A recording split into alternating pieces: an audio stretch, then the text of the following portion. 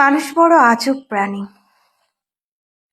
মানুষের যখন প্রয়োজন হয়, বিপদে পড়ে, তখন বা যে কোনো প্রয়োজন মেটাতে আপনার সাথে যতটা ভালো ব্যবহার করবে, প্রয়োজন ফুরিয়ে গেলে তার চেয়ে বেশি ভয়ঙ্কর রূপে আসবে।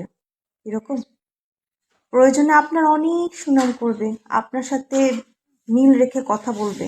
যখন প্রয়োজনটা ফুরিয়ে যাবে, তখন আপনার মিল তো দূরের কথা, আপনার কোথায় কিরকম দোষ আছে, কি কথা বলেছেন, কি ভুল আছে, সবগুলো বের করে আপনার বদনাম করবে। আর বদনাম অনেক সময় আপনার রটিয়েও দেবে।